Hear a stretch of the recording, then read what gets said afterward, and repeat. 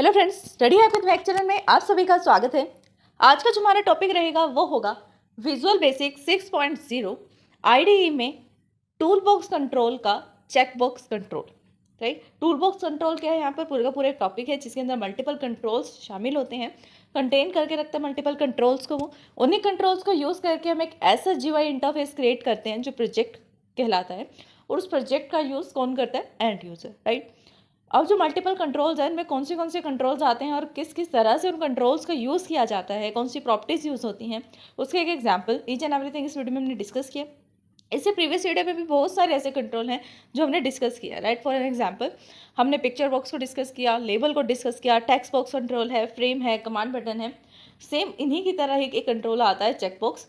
Check box control को आपने HTML में भी देखा होगा। HTML में हम चेक बॉक्स का यूज़ करते हैं, चेक बॉक्स लेबल का या टैग का यूज़ करके। बट यहाँ पर हमें किसी टाइप का लेबल या टैग नहीं लगाना है, यहाँ पर हमें सिर्फ ड्रैग एंड ड्रॉप करना है, क्योंकि ये हमें प्री बिल्ड फीचर मिलता है। कहाँ पर? प्री बिल्ड कंट्रोल है टूल बॉक्स कंट्रोल में। तो चलिए फटाफट से वीडियो को स्टार्ट करते हैं और देखते हैं चेक बॉक्स कंट्रोल क्या होता है। The check box control is use to make yes और no, true and false selection. Check box control का यूज़ किस लिए किया जाता है? जिससे आप येस और नो यानी कि हाँ या फिर ना, क्या आपको वो टिक करना है या नहीं करना है, ट्रू है या फॉल्स है, इसके सिलेक्शन के लिए आप यूज़ कर सकते हैं। राइट, आपके पास कोई स्टेटमेंट लिखी हुई है, उस पर आपको टिक करना है, ट्रू करना है या फॉल्स करना है, येस करना है या नो करना है, उसके बेस पर आप सिलेक्शन करते हैं। अगर सिलेक्शन करना है तो टिक करेंगे, नहीं करना है तो नो या फिर फॉल्स का यूज़ करते हैं। राइट, फॉर एन एग्जाम्पल जैसे आप एक फॉर्म फिल करते हैं, उस फॉर्म में डिटेल्स होती हैं, लास्ट में आपके पास एक लाइन लिखी होती है कि यहाँ पर आपने जितने भी डिटेल्स फिल की हैं आप ये प्रूव करते हैं कि ये सब डिटेल्स बिल्कुल ठीक है। इस तरह की कुछ लाइन लिखी होती है जब आप कोई फॉर्म फिल करते हैं। जब तक आप उस फॉर्म की इस लाइन के सामने, इसके फ्रंट में एक चेक बॉक्स को टिक नहीं करेंगे, तब तक आपके पास सबमिट बटन या फिर नेक्स्ट बटन या फिर फिनिश बटन अनेबल नहीं होगा। इसलिए आपको चेक बॉक्स पे क्लिक करना पड़ता है। तो इस टाइप के आप उस पर अकॉर्डिंग कर सकते हैं कि ये कंपलसरी है, ऑप्शनल नहीं है। जब तक आप उसे टिक नहीं करेंगे अनेबल नहीं होगा कमांड बटन, उसको हम अनेबल करके रखेंगे इतनी देर। You can check more than one checkbox at the same time that you can make the multiple choice. अगर आप चाहते हैं कि आप सिर्फ एक चेक बॉक्स को यूज़ नहीं करना चाहते, मल्टीपल चेक बॉक्सेस का यूज़ करना चाहते हैं, तो वो भी बहुत इजी है। मल्टीपल चेक बॉक्सेस का भी आप यूज़ कर सकते हैं। फॉर एग्जांपल एक स्टूडेंट है, स्टूडेंट को अपना फॉर्म भरना है, फॉर्म में डिटेल्स भरनी है। उस डिटेल में उसको ये बताना है कि उसने कौन से सब्जेक्ट्स लिए हैं। राइट, अगर उसमें जो फॉर्म है, फॉर्म के अंदर 10 सब्जेक्ट्स दिए हुए हैं, 10 सब्जेक्ट्स हैं, लेकिन स्टूडेंट ने उसमें से 6 सब्जेक्ट्स को कैरी किया है, 6 सब्जेक्ट्स में कैरी कर रखा है कि 6 सब्जेक्ट्स वो पढ़ता है, तो उस पर्टिकुलर 6 सब्जेक्ट्स पर उसको टिक करना है और रेस्ट 4 सब्जेक्ट्स को उसने लीव करना है जिसको उसने कैरी नहीं किया हुआ। राइट, इसी तरह से काम करेगा वो। तो मल्टीपल सिलेक्शन कैसे हुआ कि आपने 10 में से 6 सब्जेक्ट्स लिए हुए थे, तो वो सब ट्रू हो गए, यस हो गए, और बाकी बचे हुए 4 सब्जेक्ट्स क्या हो गए? फॉल्स या फिर नो। ना, ये होता है एक मल्टीपल चॉइस। मल्टीपल चॉइस में भी आप इसका यूज़ कर सकते हैं। फॉर एग्जांपल मल्टीपल चॉइस में कैसे यूज़ होगा? आपने एक क्वेश्चन दिया, क्वेश्चन के फोर यहाँ पर ऑप्शंस देंगे, 1 2 3 4 या फिर ABCD, उनके आगे चेक बॉक्स लगा सकते हैं कि इन चारों में से कौन सा ऑप्शन करेक्ट है। अगर आप चेक बॉक्स को यूज़ करेंगे तो आप 4 के 4 पर भी टिक कर सकते हैं और एक सिंगल पर भी टिक कर सकते हैं। जितना चाहे, अगर 3 पे करना है 3 पे कर सकते हैं, टिक 2 पे करना है तो 2 पे टिक कर सकते हैं। इसके ऊपर अनलिमिटेड वो होती है क्योंकि यहाँ पर हम मल्टीपल चॉइस कर रहे हैं, मल्टीपल को सिलेक्ट कर सकते हैं, चूज़ कर सकते हैं। अब इसकी प्रॉपर्टीज़ क्या हैं जो चेक बॉक्स यूज़ करता है? फर्स्ट प्रॉपर्टी तो कैप्शन है। ठीक है, आप कैप्शन में क्या लिखेंगे कि किस पर आपको टिक करना है। राइट, आपने लिखा सब्जेक्ट है, मैथ्स है, हिंदी है, हिस्ट्री है, पॉलिटिकल है, इस सब्जेक्ट्स के आगे आपको लिखा हुआ दिखेगा। लेकिन जो Hindi, English, maths, science, political ये सब सब्जेक्ट्स लिखे हुए हैं, ये क्या है? कैप्शन है उस पर्टिकुलर चेक बॉक्स का। चेक बॉक्स 1 का कैप्शन क्या है, चेक बॉक्स 2 का क्या है। और होता है, एक होता है नेम, जो यहाँ पर लिखा नहीं हुआ नेम। नेम का मीनिंग क्या है? जो आप कोडिंग में यूज़ करेंगे। लाइक बाय डिफॉल्ट तो इसका यही होता है, चेक बॉक्स 1, चेक बॉक्स 2, 3, 4, 5, इस तरह से हम यूज़ करते हैं। बाई चांस अगर आप अपने अकॉर्डिंग नेम रखना चाहते हैं तो नेम प्रॉपर्टी में जाकर उसे आप चेंज कर सकते हैं। फिर यहाँ पर आता है वैल्यू। वैल्यू में क्या होता है? हमें वैल्यू सेट करनी पड़ती है कि इस पर्टिकुलर फंक्शन पे ये वैल्यू होनी चाहिए, सेकंड फंक्शन पे ये वैल्यू होनी चाहिए। अब इसके एग्जाम्पल देखते हैं। एग्जाम्पल भी बहुत सिंपल है, सेम एग्जाम्पल है। देखिए, प्राइवेट सब चेक 1 क्लिक, यानी कि प्राइवेट है, सब प्रोसेसर है। चेक क्यों लिखा है यहाँ पर? क्योंकि हम यहाँ पर चेक बॉक्स पे काम करेंगे।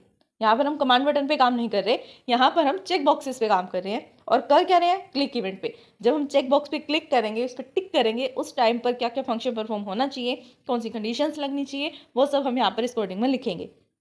चेक बॉक्स के क्लिक इवेंट पर यहाँ पर हम काम कर रहे हैं।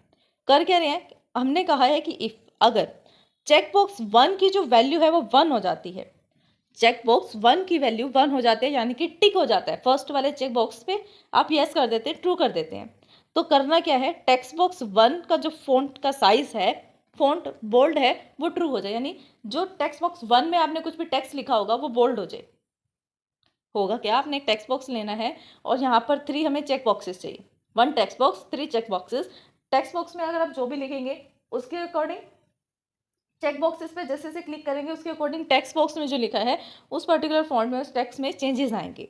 आपने कहा कि अगर चेक बॉक्स 1 की वैल्यू 1 होती है, चेक बॉक्स 1 की वैल्यू ट्रू होती है, तो आपको टेक्स्ट 1 को फॉन्ट का बोल्ड जो है वो ट्रू कर देना है कि फॉन्ट जो है वो बोल्ड हो जाए।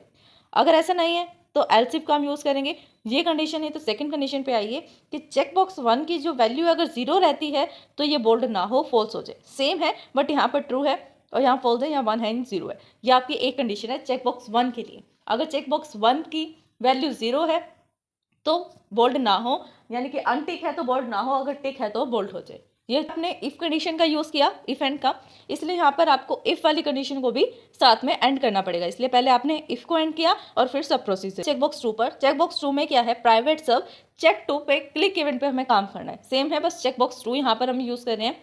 ये चेक क्या है, चेकबॉक्स है।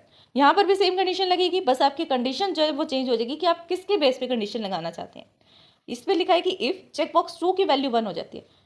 फर्स्ट वाले में क्या था, चेकबॉक्स 1 की वैल्यू अगर 1 हो जाती है तो फॉन्ट बोल्ड हो जाए, अगर नहीं होती है तो फॉन्ट बोल्ड ना हो।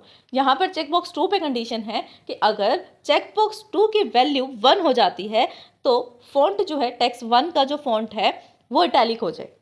फर्स्ट बोल्ड था, यहाँ पर इटैलिक हो जाए, यानी फॉन्ट जो है वो इटैलिक ट्रू हो जाए। अगर ऐसा नहीं है, एल्स इफ है, चेकबॉक्स 2 की जो वैल्यू है वो 0 है तो फॉन्ट इटैलिक ना हो, फॉल्स हो जाए।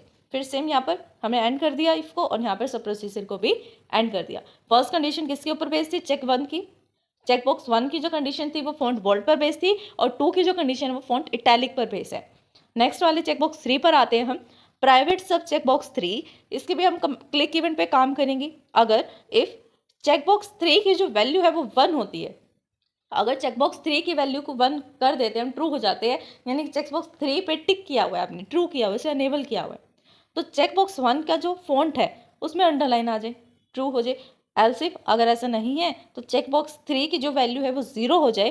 देन अगर नहीं है, यानी कि 1 नहीं है तो 0 होगी, ऑब्वियस है, या तो टिक होगा या अनटिक होगा। अगर टिक है तो अंडरलाइन हो जाए, नहीं टिक है तो अंडरलाइन ना हो, simple. Else if answer, checkbox 1 की वैल्यू फॉन्ट बोल्ड करेगी, चेकबॉक्स 2 की वैल्यू इटैलिक और नॉन इटैलिक करेगी, चेकबॉक्स 3 की वैल्यू जो रहेगी वो फॉन्ट को अंडरलाइन और फॉन्ट अनअंडरलाइन करेगी। करनी है या नहीं करनी, ये बात है। अगर आप इन पे चेक बॉक्स पे टिक कर देंगे, 1 पे टिक करेंगे तो बोल्ड हो जाएगा, 2 पे टिक करेंगे तो इटैलिक भी हो जाएगा और 3 पे क्लिक करेंगे तो अंडरलाइन भी हो जाएगा। और इसके कैप्शन में आप लिखेंगे बोल्ड, इटैलिक, अंडरलाइन। तो सर यही था हमारा आज का टॉपिक। आज हमने किया है control, checkbox control. Checkbox control में आई होप कि आपको पूरा टॉपिक अच्छे से समझ में आया होगा। अगर फिर भी इस वीडियो को समझने में आपको कोई भी डाउट आता है देन आप हमें कमेंट कर सकते हैं। वीडियो पसंद आए देन लाइक शेयर सब्सक्राइब करना, कमेंट करना ना भूलें। आपने सब्सक्राइब कर दिया देन अपने फैमिली में, अपने फ्रेंड से सब्सक्राइब करवा सकते हैं। Thanks for watching my video.